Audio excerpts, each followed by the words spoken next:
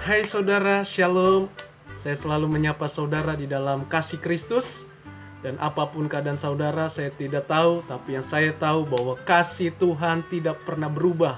Dulu, sekarang, sampai selama-lamanya. Allah yang dulu, Allah yang disembah oleh Nabi Abraham, sampai kepada kita, generasi kita, Dia adalah Allah yang sama. Namanya Tuhan Yesus Kristus. Dan Dia tidak pernah berubah, sekalipun zaman, keadaan selalu berubah. Tapi Yesus yang kita sembah, yang kita kenal, tidak berubah. Dan ini doa saya, supaya saudara tetap mengalami damai sejahtera dari Tuhan apapun keadaan yang saudara alami.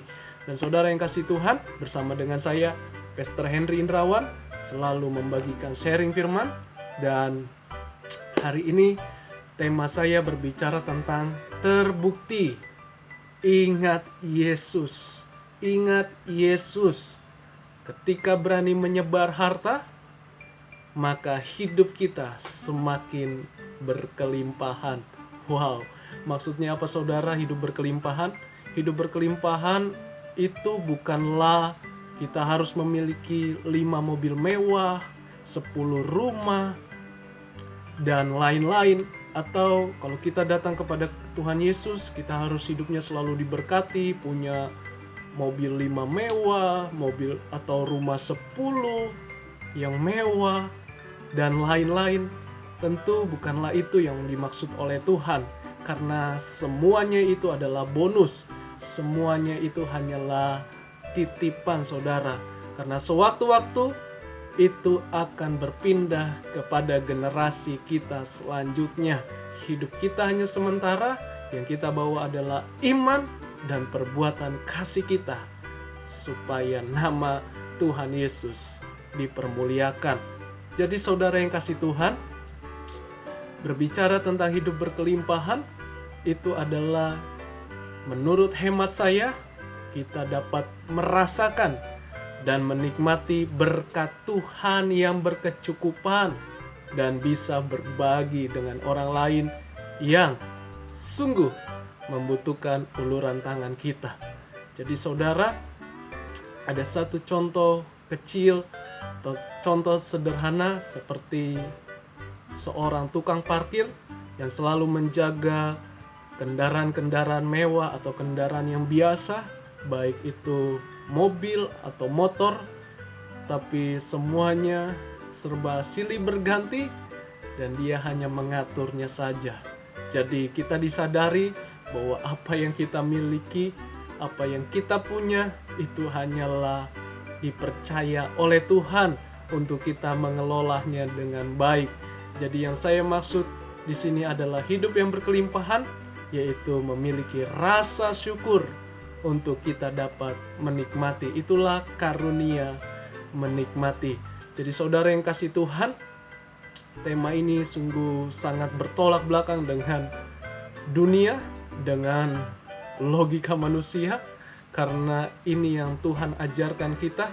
Ketika kita berani menyebar harta kita, maka kita pasti diberkati Tuhan.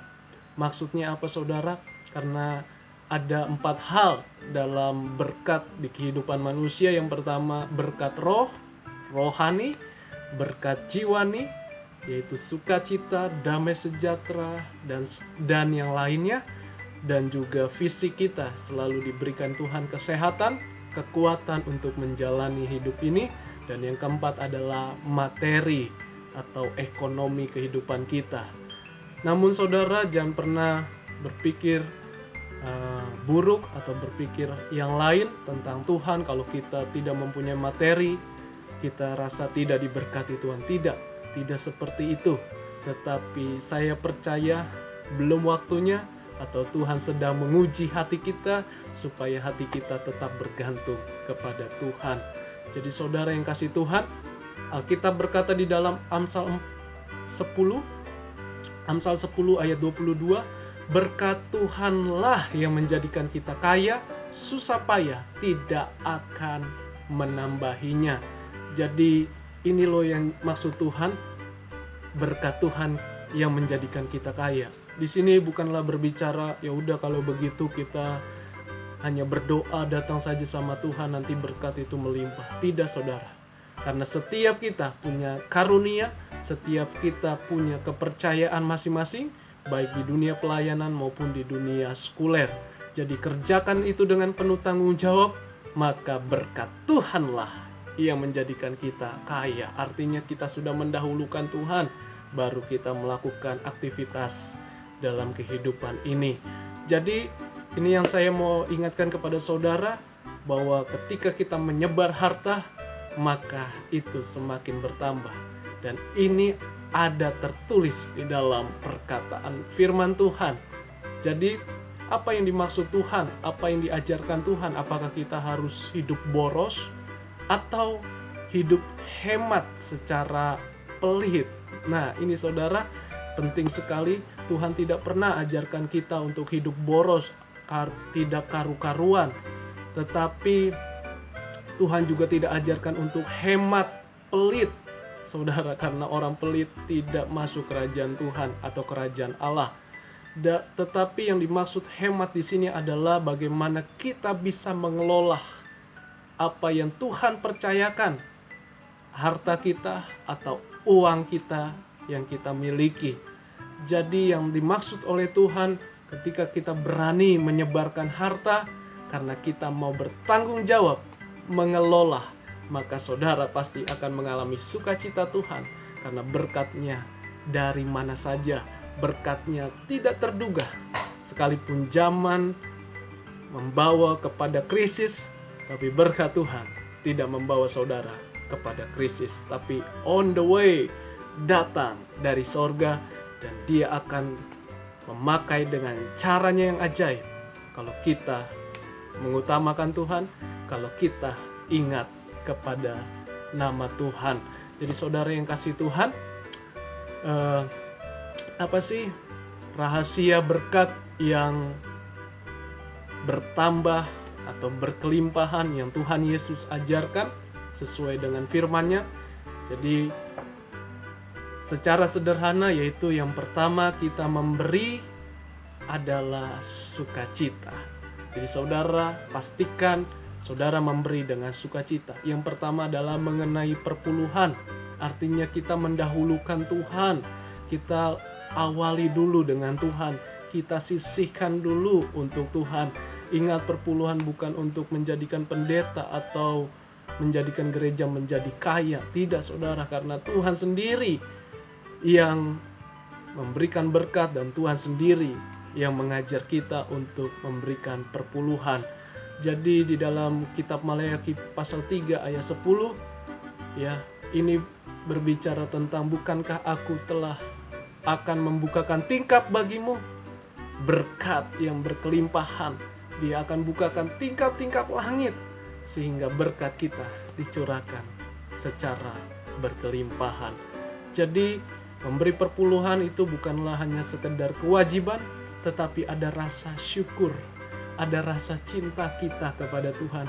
Karena Tuhan sudah mengasihi kita, Tuhan sudah menebus kita, Tuhan sudah menyelamatkan kita dari dosa yang harus kita binasa, yang hidup manusia tidak ada kepastian, tetapi Dia rela melakukan untuk kita manusia yang berdosa ini.